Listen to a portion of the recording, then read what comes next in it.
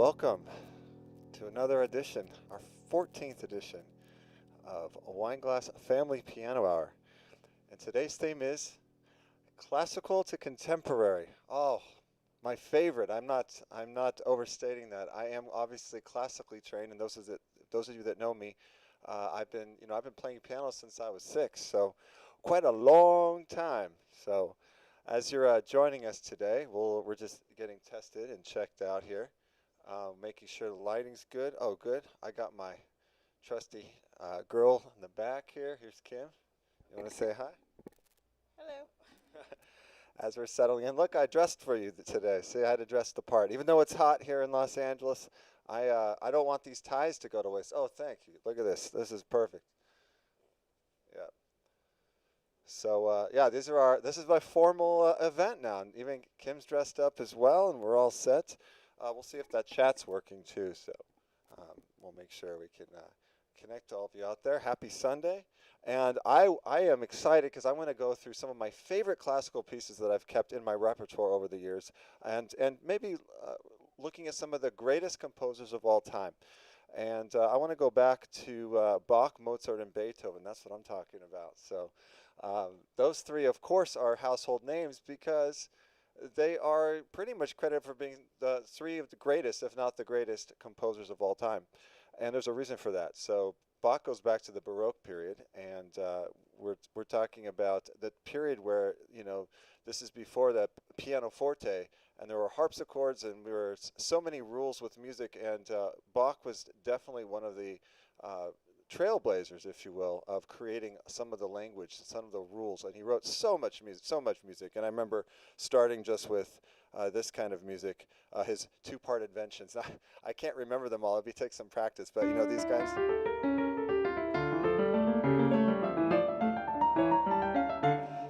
So a lot of math in there, a lot of chord progression, and just a brilliant composer. And so the piece I can play, I want to play one from Bach, and this is one that I play often, especially at weddings. So now I'm reminiscing about weddings, those special of all events to where bringing people together. So this was definitely one of the most popular pieces to open a wedding. The bridal party would generally walk down to this music. So this is Jesu Joy of Man's Desiring. And this piece was written 300 years ago. So that's where we're starting today. A popular Bach piece, Jesu Joy.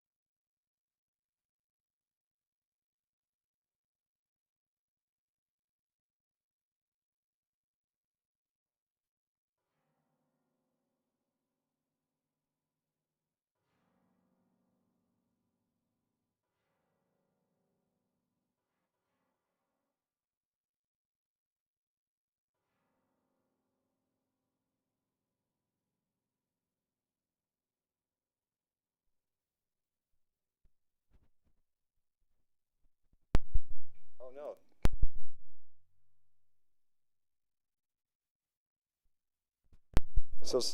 So sorry if that wasn't on that time with the mic. I think I might have had a missed hit there. So we were just talking about uh, Bach, and I'm going to move into Mozart now. And hopefully we'll be lucky if Melody's been taking piano lessons, not from me, but from another teacher. And we will. And if he jumps in, I'll give a shout out as well. If we can see Aaron, that would be great. But I'll be super happy if Melody. Oh, speaking of Melody, there she is. Oh, good. You want to say hi? Hi. Wow, you just had a shower? Me too. Awesome. Yeah. Getting cleaned up. It's a big day because we're dressing up and playing some classical music. Oh, awesome. Okay, I think that is great. I just told everyone that you might be playing very soon. So I'm going to play a Mozart piece. And then and Mozart says it's one of his easiest sonatas he's ever written, but I feel like it's it's pretty challenging, so we'll see. But you be the judge. But here is a Mozart sonata.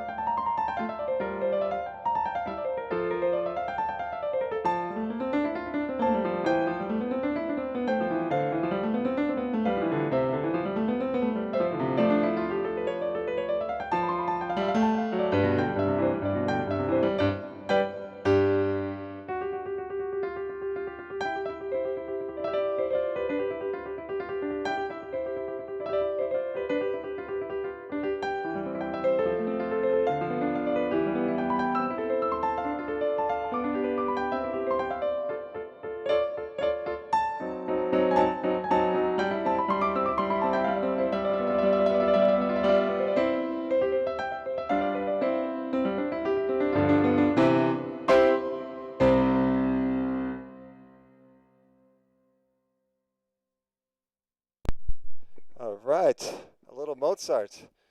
You can't play that one too fast. He expects it to go fast, like ADD. You got to keep going. So That's a really good practice. Mozart actually called that one of his simplest sonatas. I disagree. But what I was saying earlier, in case you didn't hear with the mic off, that that the that Bach, Mozart, and Beethoven, they're kind of the big three that come to mind. Probably come to mind for almost anybody when you think of classical music, and there's a reason for that. And Bach was definitely was in the Baroque period. That's 300 years ago. Was definitely credited for creating kind of the language of music with all his inventions and cantatas and so many things he wrote. Pieces he wrote in all the keys and how it all works. And Mozart is more credited for perfecting music. And so Mozart, in his short life of 35, he wrote over 600 compositions. And yeah, it's pretty remarkable.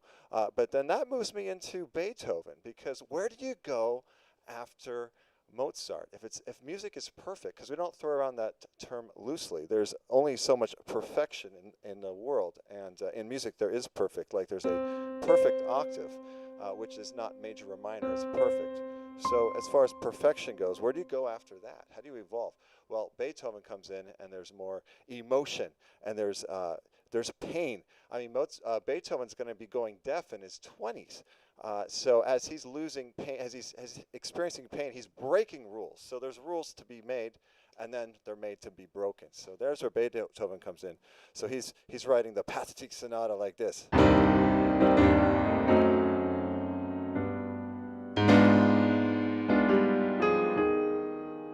He was a rebel in his time. He was a virtuoso pianist, and people thought, "Wow, what's he doing with all these cluster chords down here?" So he was wild. But did you know, early Beethoven actually sounded like Mozart because he was emulating Mozart. He was directly influenced by Mozart at the time. And here's a piece. I'm going to go into a Beethoven. Again, I'm going to play some of the most popular music that you'll probably recognize.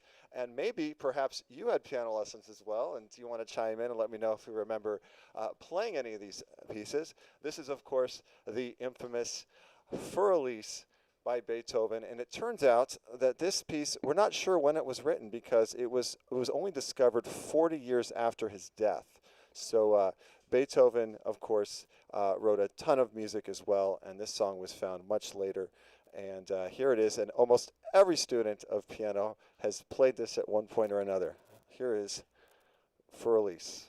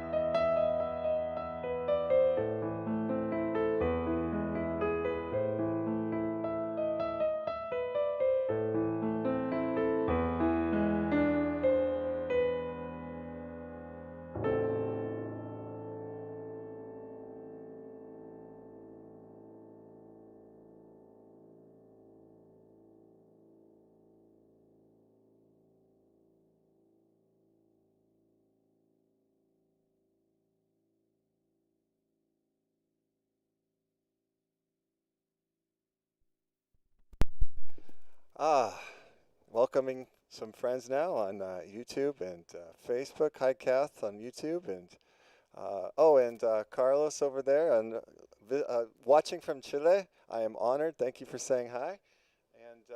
And Frank on Facebook. I see you, buddy. This is a lot of fun. Um, Yeah, and I know some of you saw our show on Friday. That was we were rocking out the '70s, and I had a whole different attire. That was a lot of fun. We had a blast playing sounds of the '70s. And now, as you can see, I'm dressed up for a very classical Sunday for you. Of course, the downside for dressing up now in the hot LA is it's a little hot, and I am needing a little bit of a sweat wipe there, but that's okay.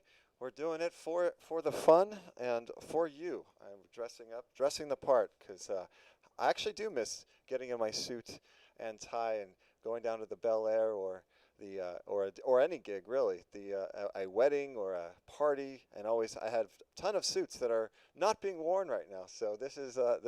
This is the event for you all. So I'm excited to share more classical music. Please feel free to jump in with a request of any kind, whether it's classical or otherwise, and I'm sure I'll get to those. And as well, I'll be happy to play some of my own music. Hi. Oh, oh, here's Kim. I was just gonna say that. Oh wait, I was. The other thing about doing these concerts is it's giving you a chance to, keep your practice up because normally when you're out playing gigs, at least, usually four minimum times a week, you don't really practice at home unless it's practicing something new that you haven't learned. But I was noticing today, folks, that he was brushing up for you all because he hasn't been practicing some of the harder classical pieces that I'm expecting he's going to be playing for you later. I mean, I'll be honest with you. I've been doing this so long that it is like riding a bike. So sometimes I can get complacent and just wait for gigs to practice. But like Kim said, sometimes I need to actually take the bike around the around the block a few times to remember how to play some of these, take some of these really hard, challenging jumps, if you will. So I do have some good ones in store. If you stay with us to the end, I'm going to end with a finale of one of the hardest pieces I've ever learned in my life. And I'll tell you what it is now. It's Rhapsody in Blue, George Gershwin. We're going to work our way up to that for the finale. And that is a monster, and I am ready to give it a try. That's what Kim was talking about. I was practicing for that, and hopefully we will pull that off soon. But I'm still warming up. We've got Beethoven and Mozart, Bach, and any of your requests. And of course, we have little Melody. Do you want to come? Do you want to come? Are you ready to play your song?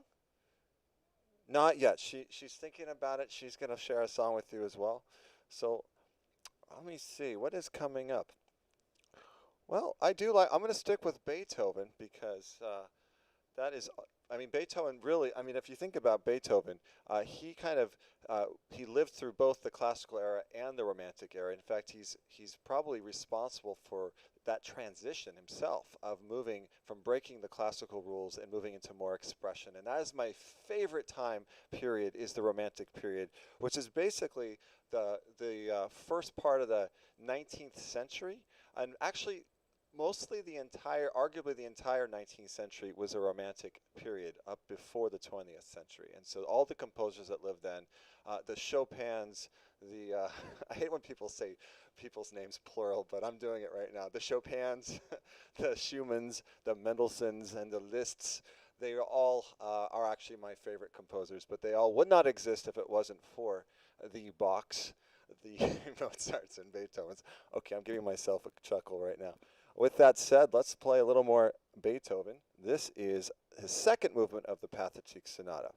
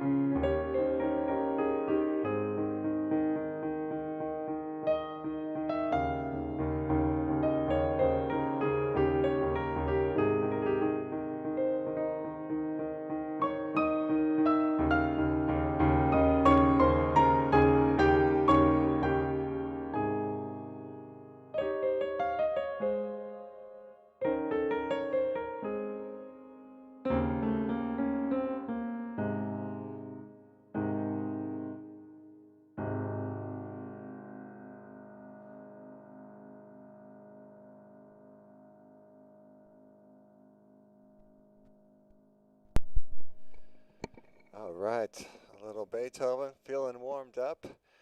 That piece is also a favorite for wedding parties to walk down to. So that's bringing back memories. Whether I'm playing solo or sometimes in ensembles, I've played with some amazing violinists and cellists over the years, and I'm missing that. I'm reminiscing about how much live music contributes to people's the greatest day of their lives, the most important day of their lives, and mostly for most people when they get married, anyways, and being able to contribute music. So that is warming my heart now. Please let me know, anyone, if you've had classical lessons or if you have any of, or if you just love classical music.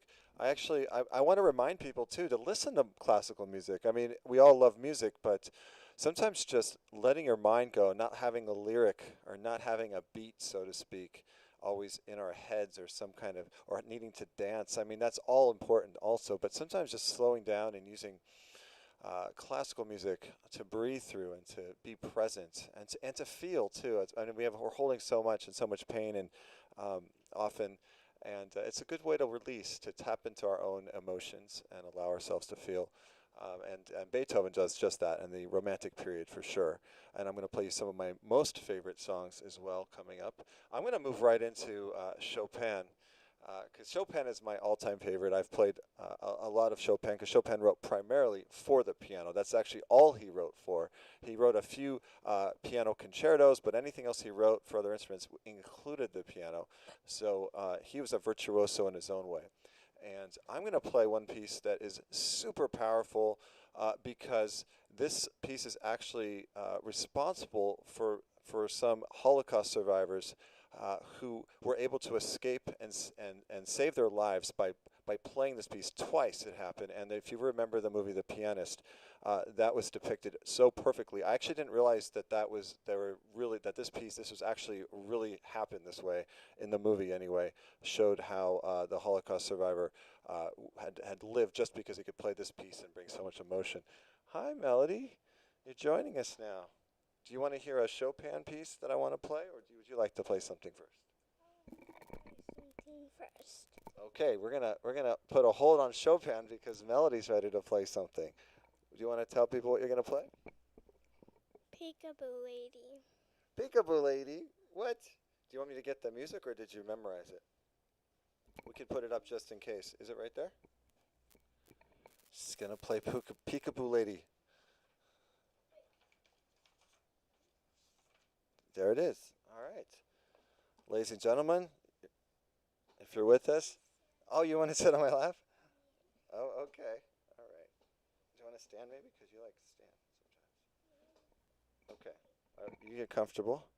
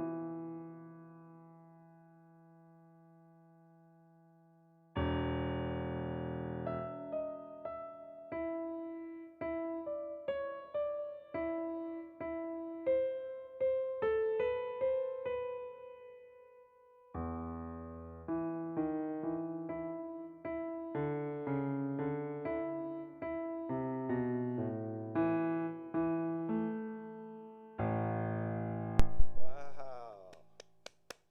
Bravo. Look at the claps on here. Look at that. People are clapping. Oh, that's Mr. B, by the way, saying hi. Mr. B does great work with the children. A lot of great music. How do you feel? That was great. Good job. I feel good. You feel good. Wow. Well, good job, Melody. Feel free to come back anytime, as she does, to dance or just listen or anything else we can ever think of. So thank you for indulging us as Melody is embracing the piano. This is great news. So I want to get back to Chopin. This is a very powerful song. It's a Chopin prelude in C sharp minor, and I just put my heart and feeling into this. And one more thing about Chopin and the Romantic period. Another reason that this music touches me so deeply is because it gives me freedom to make self-expression. Because if you think about it, there is not a recording of Chopin playing this piece. All you have is a piece of paper with notation on it, sort of like a script, if you will, with direction. So it's up to the actor to put the interpretation into the script and make a story out of it. So there's not one right way. We might feel like, oh, someone could interpret the script better than someone else, and there's certainly arguments in the intellectual community of music onto how to play each piece, but no one really knows for sure. So therefore, it opens the possibility of our own arrangement, our own heart, and that's where my love of classical music, especially the Romantic period, comes in, and it's where I was inspired to write my own music. So this is Chopin, without further ado, as we say, Chopin Nocturne C sharp minor, feeling into the pain and the emotion of the Holocaust, and feeling into the pain and the emotion of now, because this is where we are now. The pain we're feeling now, the separateness, and trying to connect one way or another to our hearts in this moment.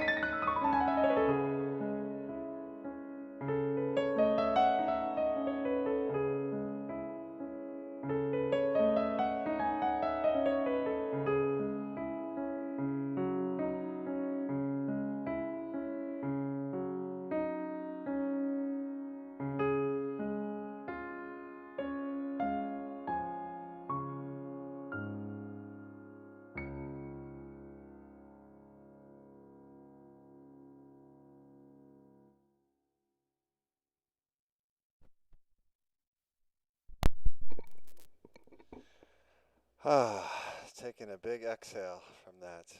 Ah, that piece is so moving, and I try to listen to. If you notice, I close my eyes often. When I'm confident in the notes, I can close my eyes and really tap into another level. And I love that piece how it ends. You can feel the sadness in the minor key throughout the entire piece. There's a little major section in the middle, and it comes back to minor. And then the very, very, very last chord, it changes to major. And there's some hope at the very end. In the pain and the suffering, there's some kind of hope. I think that's the word, hope, that we can end with, no matter how devastating our circumstances may seem. There is a glimmer of hope, and it keeps us moving and keeps us going. So that's what I get out of classical music. It's almost beyond words. I'm attempting right now to speak of it, but sometimes that where classical music can take you, it can be without words and almost a deeper expression and emotion. So let's move on. Yes, another favorite of people's. Let's see. Here we go. Where are we now?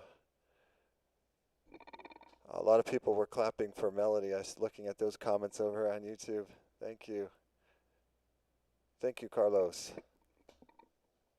Awesome. So we are going to continue our journey through classical. I might do another Chopin right now since we're on Chopin. This is a waltz in C sharp minor. I'm going to get my fingers and dexterity moving. I've been playing this for decades as well, but it's good practice and staying present. And again, I remind you, there's no one can prove exactly how Chopin meant this to be played. There are definitely, the waltz is set up in three sections, and there's definitely a slower, beautiful section. The fast part can be super fast or a little fast. It's depending on the artist. So we'll see how we interpret it in this moment. This is waltz in C sharp minor, Chopin. Wish me luck.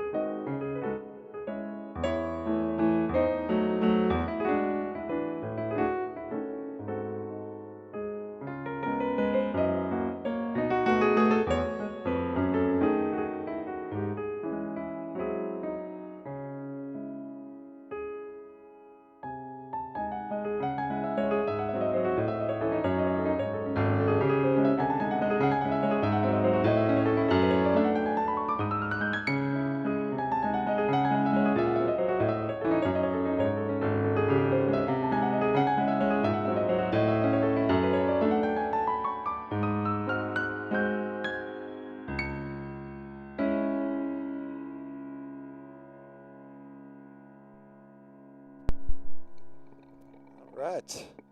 Not too shabby, I think. Those are some really tricky licks, and I've been still playing it all these years later. Oh, hi. Yes. Oh, Oh, my friend Mason is watching. Hey, there he is. Thank you for showing me that. I don't know everyone that's watching on different platforms right now. This is awesome.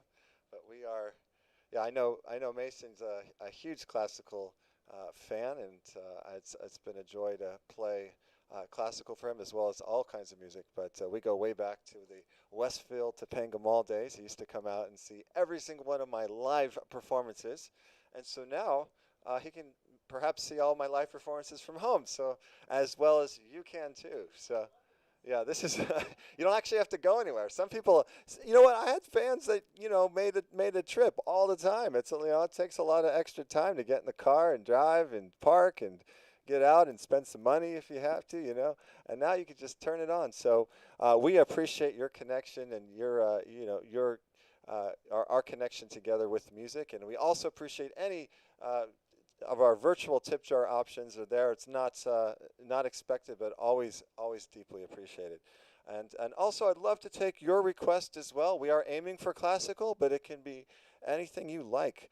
I want to play you now that I've kind of warmed up with some of my favorite composers of the last 300 years, going back to Bach, Mozart, Beethoven, and Chopin. Yes. Oh, Oh, Doris. Hi, Doris. You're asking for a Debussy. Well, I assume we should go. We got to go with the most popular, in all estimation of Debussy. Let's go ahead and play Claire de Lune, one of my all-time favorites. Thank you for that request, Doris. I appreciate that, and I'm not stalling. I'm just kind of breathing in. Sometimes it takes a moment to get into this mood of what we're about to play. This piece has been so powerful. It's in countless movies. If you haven't heard of it, you'll definitely recognize the tune. And I've played this most recently I performed this for a memorial, a celebration of life. And what a moment to have, a whole room of people to be able to play this piece and bring emotion and, yes, tears and joy, but to play this piece, to celebrate life.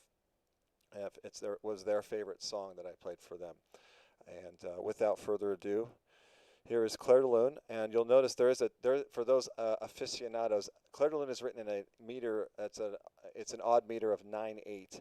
Yet I don't really feel that meter. It's more of a space to breathe. And Debussy, if you were with me earlier, I talked about how Mozart was kind of the perfection of music, and then Beethoven kind of moved to breaking some of the rules and to express himself, to express the pain. And compose from other motivations, and then into the Romantic period, you get Debussy, who goes further into this impressionism and moving the bar even further to breaking more rules and just really feeling and expressing. And so I don't really feel a meter in this because it's more just surreal. Here is Claire de Lune.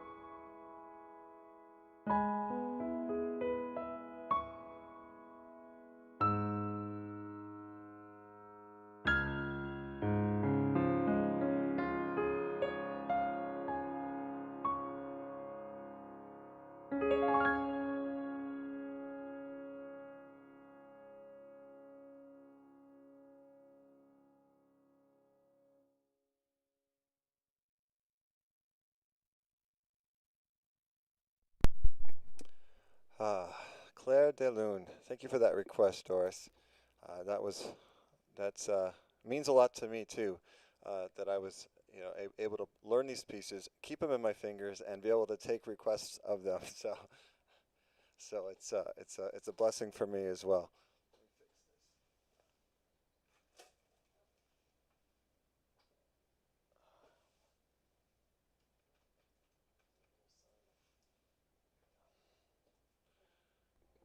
Yeah. All right. Getting some light adjustments as the sun is going down, going through my face a little bit, but we are continuing to play. Let's see what is going on.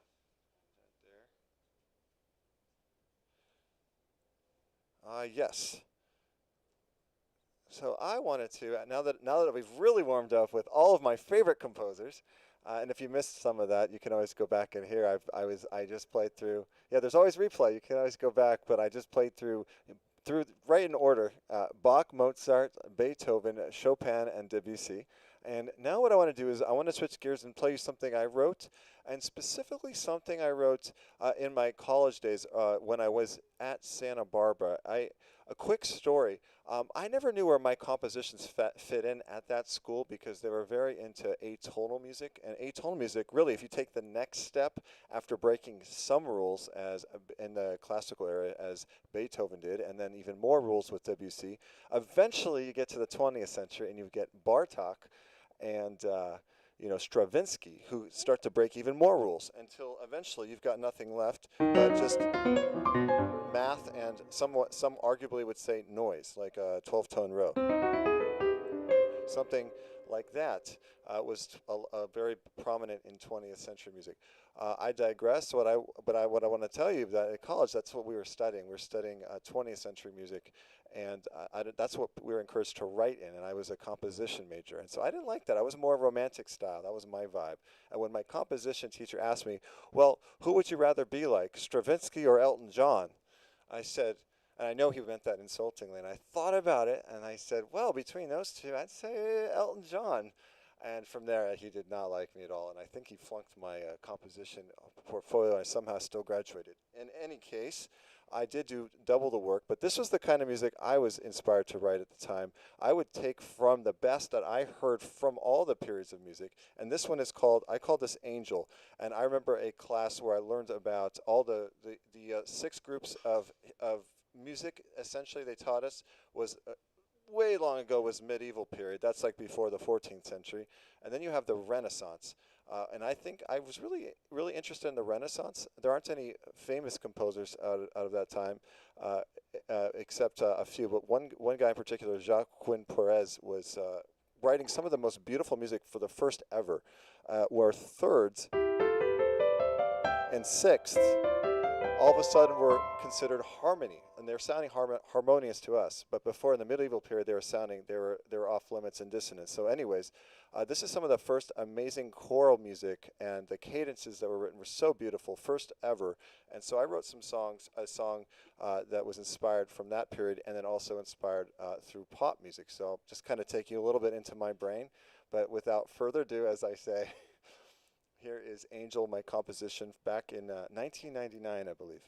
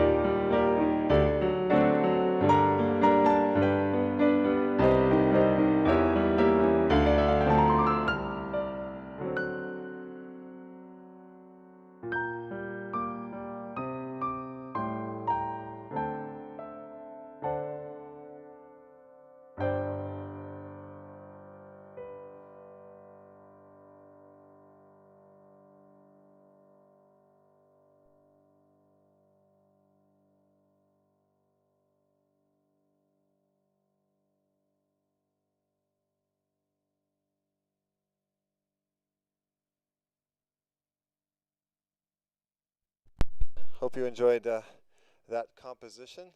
That was inspired by my study of Renaissance music and also a little pop influence and some other classical. That's in my heart. And if you're just joining us, hi Teresa, T-Rex. Oh my goodness, I just read your comment.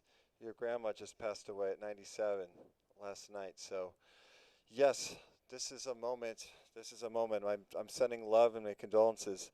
But a nice. Thank you for tuning in because this is what we're here for: music to help us heal, to help us feel, and what better way than to listening to some classical music?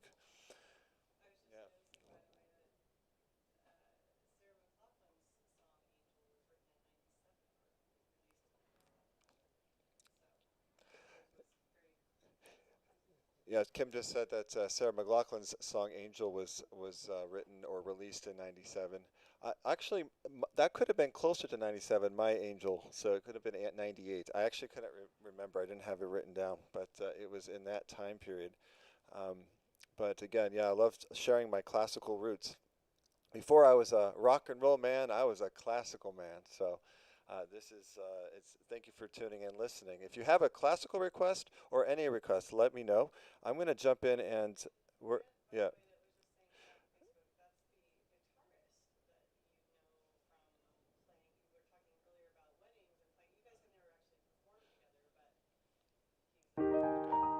Thank you. All right, so I'm gonna do some more contemporary music, and in all honesty, if you think of classical now or new age, it's not as complex, it's not as intellectual. It's been more pop combination. So you'll get like four chords. I'm gonna play an example of this. People love this song, and I'm not saying I don't. It's got a very nice feel to it, but this is by a guy named Urima, Uruma, and he's I just looked him up too. He's huge in South Korea, and he's exactly my age. He's born in 90s and 78, and he's a big rock star in his own right in classical or neoclassical music, if you will. And you know his pieces. He's a very exceptional pianist. I've heard some of his music. This is one of his most famous songs, and it's not much to it, I'm going to be honest. There's four chords, but yet it somehow hits us right in the core, right in our heart. So sometimes less is more. And I'm going to give you this exact example. This is also a very famous piece that people love to have in weddings as well, and it sounds beautiful for combinations of piano and cello, for example, or violin. And yeah, and Brant Jacobs, I know you're also a musician, and we haven't played a wedding yet. You're saying hi. Maybe we will at some point together. I'm sure you'll know. Yeah, I'm sure you'll know this tune as well. This is "River Flows in You," and again, it's four chords like pop music. Yet, just so soothing to our hearts. So I hope you enjoy.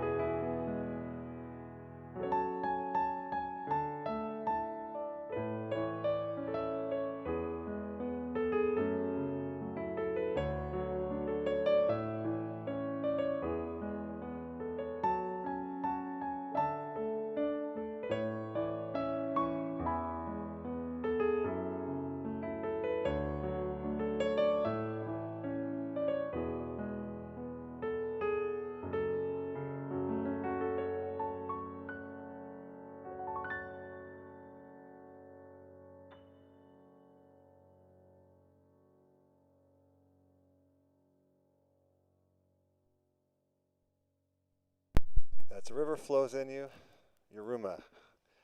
And yeah, we're just jumping around the different classical eras and even playing some current and some of my own music as well, if you're just joining us. And yeah, please send me a request if you have it. It can be any genre. We'll make it, it's automatically a little classical just because it's solo piano, so we can have fun with whatever requests you bring in. And I want to give kind of a shout out also to a one of the godfathers of New Age music is David Lons. He ended up being a mentor for me for a little while there, and I had some fans on here on YouTube that had requested him. I don't know if they're going to come back and request more, but I wanted to pull this song out because it's a simple song. I believe it's off his first album that he won a Grammy in, or at least got nominated for Grammy in 1988. And this is a song, "Return to the Heart." And I was actually had the honor of doing a retreat with him, and I got some compositional advice and techniques, and we actually worked together for a little bit, and so that was fun. And I was inspired by some of his music. This one in particular actually eventually used this piece to write a song for my daughter, Melody. So this is the root inspiration for the song I wrote for Melody called "Sweet Melody." But this is "Return to the Heart" by David Lunds, and then I will most certainly play my composition right after this, and you can hear how I can kind of borrow, if you will. So you don't see in musicians we don't steal music. That's ridiculous. We are inspired and we use notes. I mean, as if you think of the term composer, we're not creating notes. We're composing. We are putting collecting notes, putting them together like a collage. So just like a collage of magazines, they already exist. It's just how are we assimilating the notes that already exist? And so, on one hand, there's nothing original. On the other hand, everything can potentially be original depending on your interpretation. I digress, and here is "Return to the Heart" at David Lons.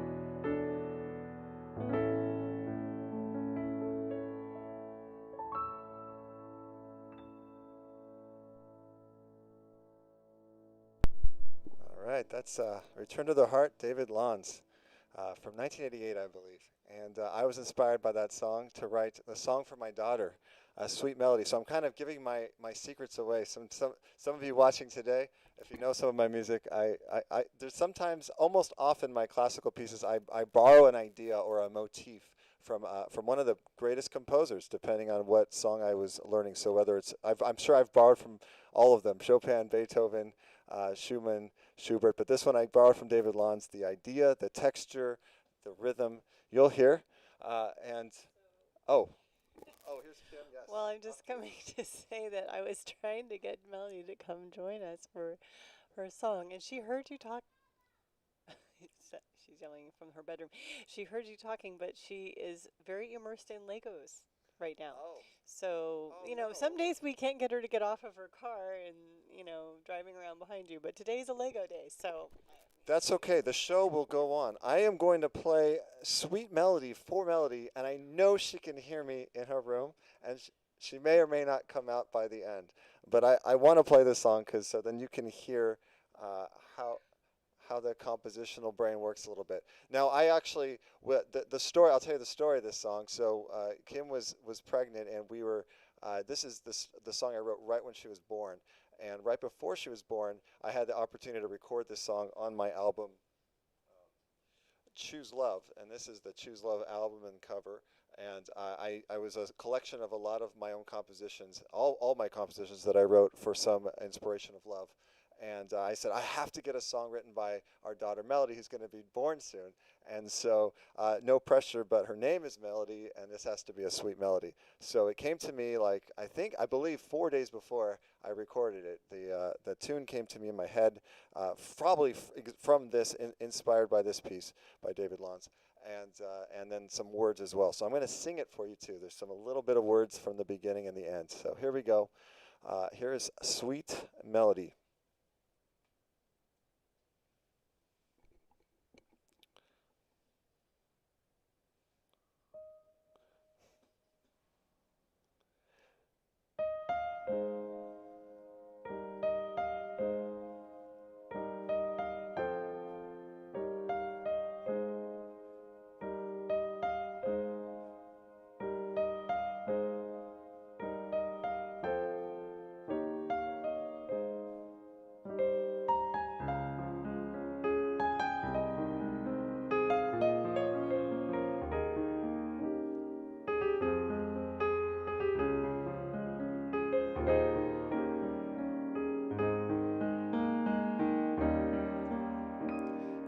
Melody, melody, you're the daughter of me.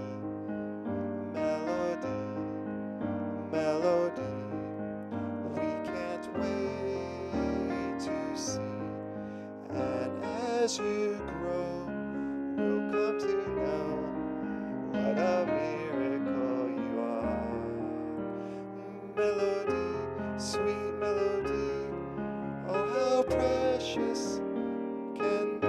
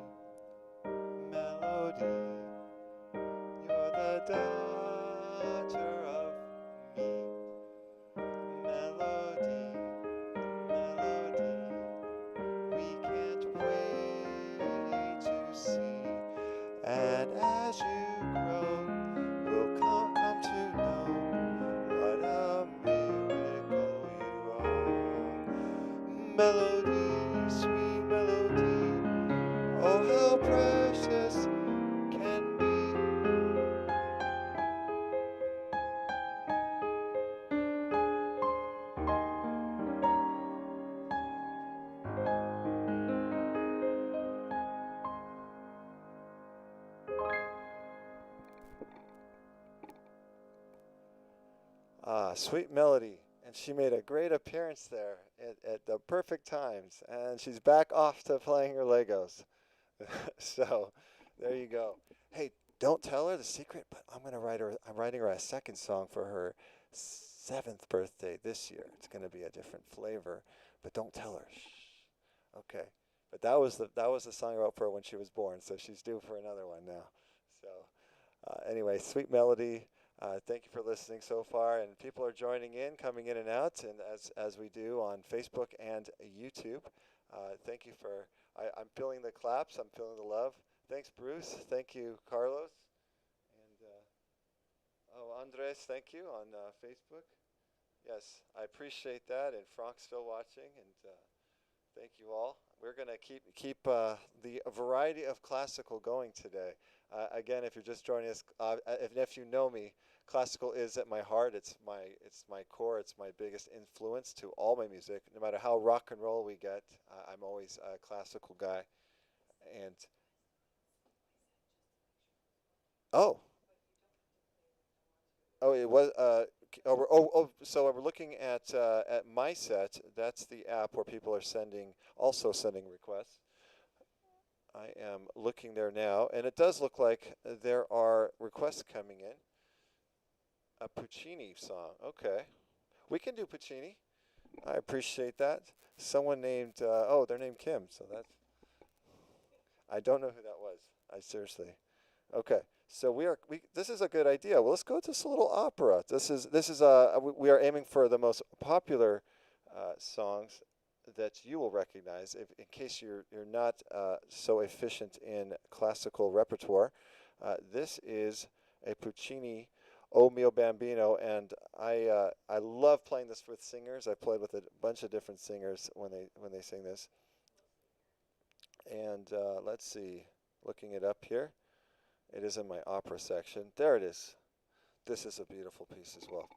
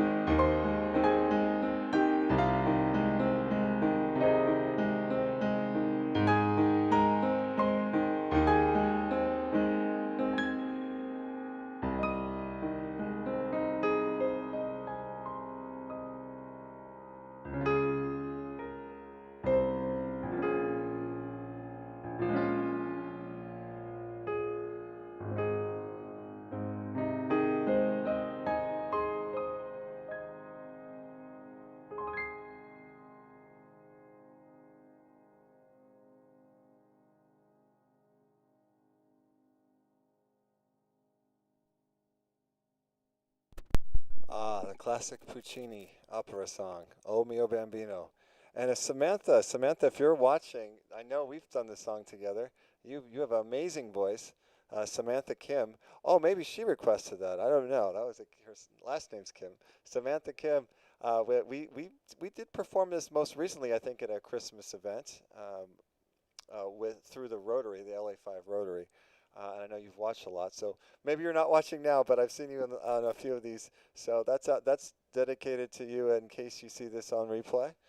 So here we go, and I've got a few more ideas for you. And please, any more requests that come in, I'll be happy to try it out. But we're meandering through the classical era.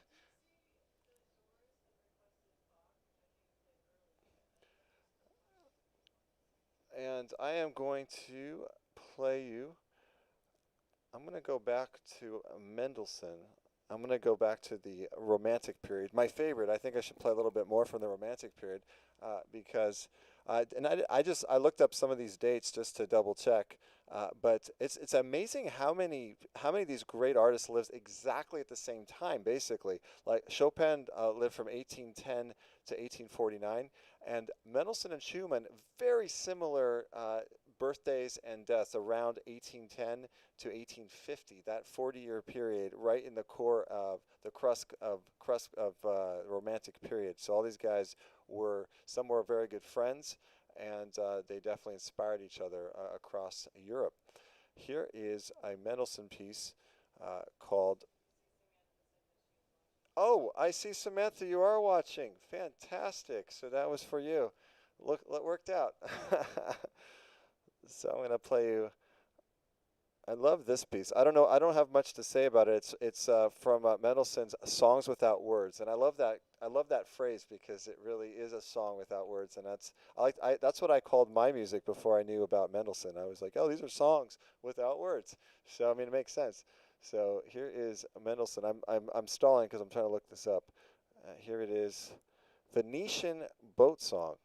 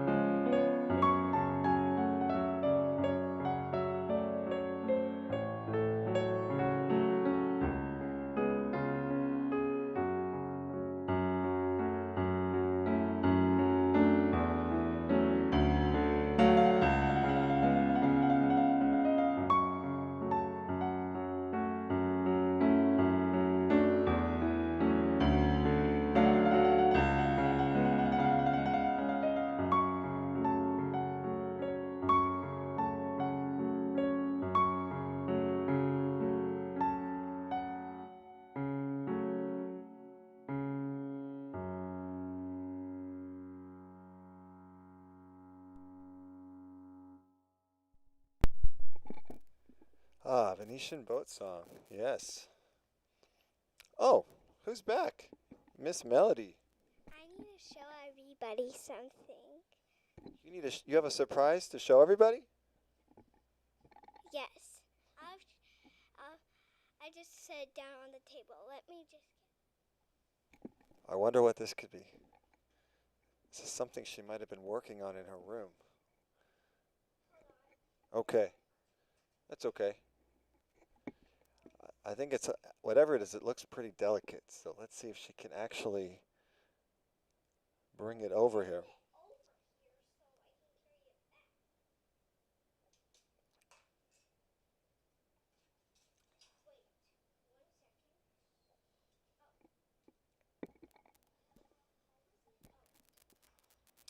As she's putting it together, if you could guess, we did mention she was working on Legos in her room, so we can kind of have an idea of what she's got going. She's trying to make a repair right now.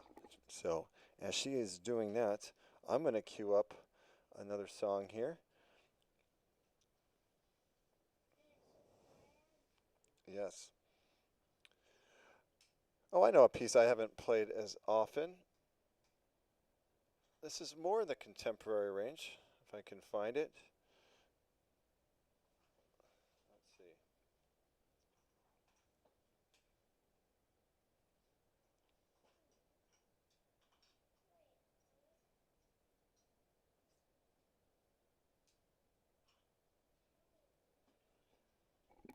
So I'm going to butcher his name, but this is Ludovico Enuandi, and it's a song called I Giorni, and it's a very peaceful piece, and this was a famous pianist and composer of our time.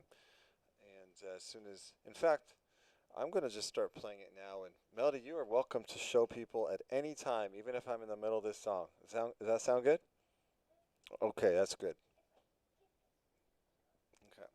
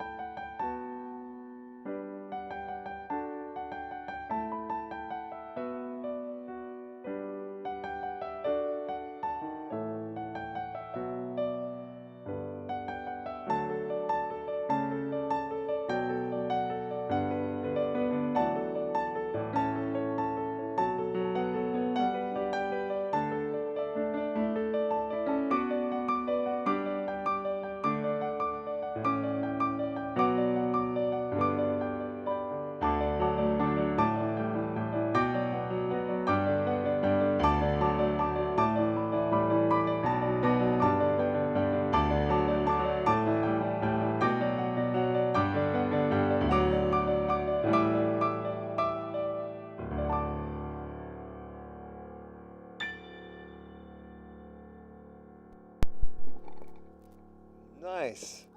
I loved you showing the ice palace, the Elsa Ice Palace. Okay. You're gonna tell in your own words if you'd like.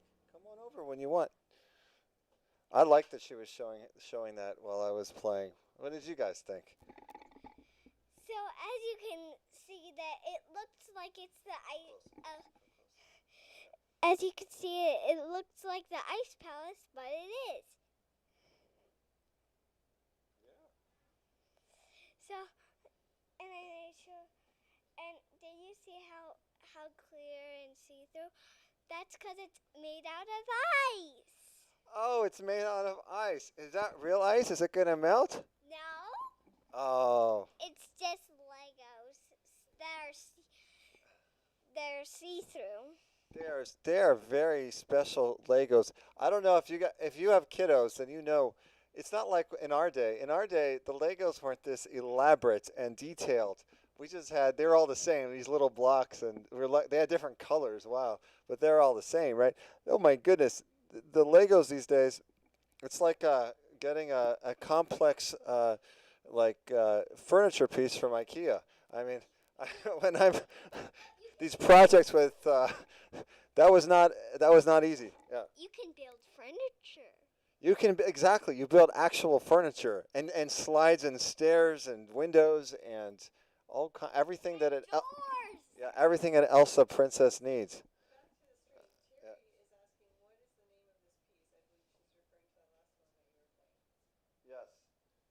Yes. The piece I was playing right there was called I Giorni, and I am gonna butcher this. Oh, I'm sorry. Let me. Yeah, actually, that's right. I Giorni, uh, by Ludovico Einaudi, and I'm butchering his name, but he's a contemporary artist, pianist, and it definitely was in some movies. But I am not sure after that. You can Google it too and find out. Let me know if you like.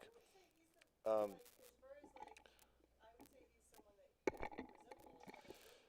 Yeah, my composing style, I resemble him a lot, so I'm playing more and more of his music. And so we're talking about classical to contemporary music that I've been inspired by, and some of the greatest composers of every generation, every century, really. We've gone back to the Renaissance and through the Baroque, the classical period, the Romantic period, through the 20th century, and into today. And I cannot. I must play one more Chopin piece today before I forget, because this piece I had learned in fifth grade. What I want to talk to you about is, oh, man, what life experience can give for putting into your emotion into a piece. I played this in fifth grade, which would have put me at how old? What was that? 10, 11? Uh, Oh, 9 or 10. Wow. Okay, so I did play this in fifth grade. It's a Nocturne E flat major, very famous, one of Chopin's most famous nocturnes. And I'm assuming I play it a little better today than I did then. But the point is, not because I play with more accuracy. Actually, I got all the notes right.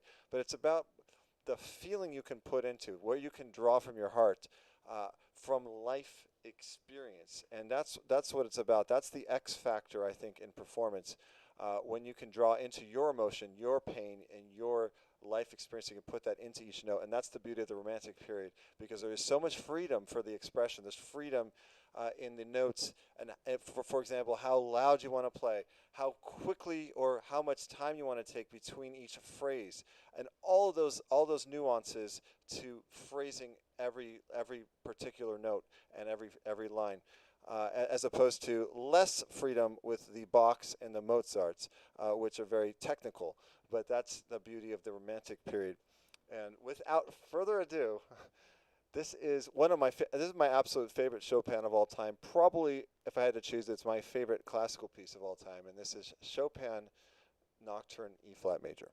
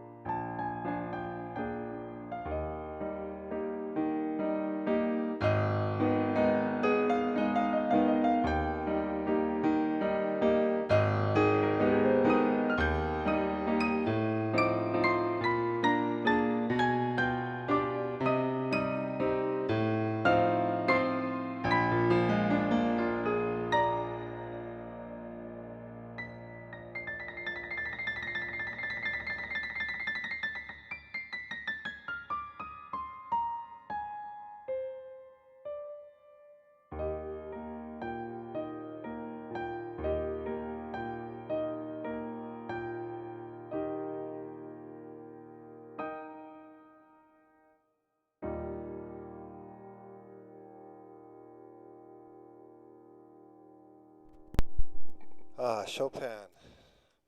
Okay, well, if you're still joining us, if you're still with us, I did promise earlier that I was going to end with the greatest, most challenging piece I've ever played in my life, uh, titled A Rhapsody in Blue, and here is my best attempt at that now. I've been playing this since 8th grade, and it never got easier. I just had to practice a little bit for you. So without further ado, I'm going to play this, and thank you so much if you're still with us, and I know there's a lot to tune into, so thank you for tuning into our family wine glass piano hour, and we always appreciate the virtual tips if it's possible for you, and it's never expected, but always appreciated. Here we go. This is the monster. Wish me luck. Rhapsody in Blue.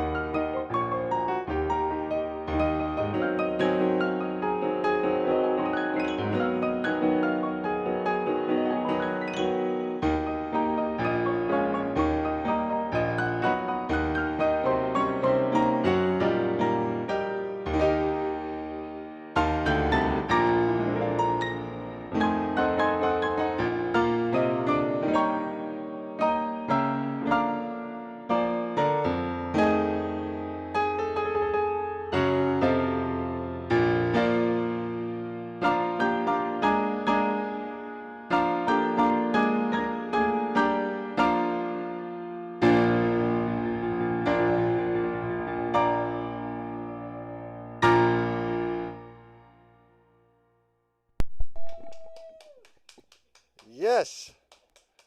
Thank you. And there's applause going outside our window because this is the clap for all the caregivers moment. This 7 o'clock. All the healthcare workers going on the front lines, and we just had the applause going. So I will take that as they're applauding for my Rhapsody in Blue finale right there. So it's always fun to do on a Sunday as we wrap it up here with the Wineglass Family Piano Hour. Again, thank you for joining us today, and we always appreciate your connection and the requests that you send, and we always like to have a nice theme for you now. So if you join us on Friday, coming up, our next show, Friday, our next stream will be, I'll give you the theme now in case we like to jump around. So we just did our classical Sunday. On Friday, we're going to come back strong with 80s. All my 80s idols. I don't know. I've got to come up with a title, but it's going to be the 1980s, songs from the 80s. And Kim, you want to say something? Well, no, and I'm helping curate the '80s list because I was. Oh yeah, right. I was for sure a child of the '80s, and well, as Jeremy will probably tell you more next week. So he was such a music, shall we say, nerd that he was mostly listening to classical music in the '80s. Really, he didn't really he didn't really know much about the music that was actually happening in the '80s when it was happening. However, I was very much immersed in the music of the '80s. So I'm helping to direct the song choices that he is preparing for you all. Yes. So. So let's be honest. We have the 80s, but we only have 2 hours. So which ends up being about 20 songs. So I've got to pick the best 20 songs plus your requests. So we're going to figure out how do we represent the 80s. I think we represented classical music very nicely today. And if you go back in our previous on Friday, we did hits of the 70s. And I think we did pretty good for that. So tune in next time and we love your requests. We love your participation. We always appreciate any virtual tip if that is possible for you, never expected. We appreciate you. We love you. See you next time. Stay healthy and be well.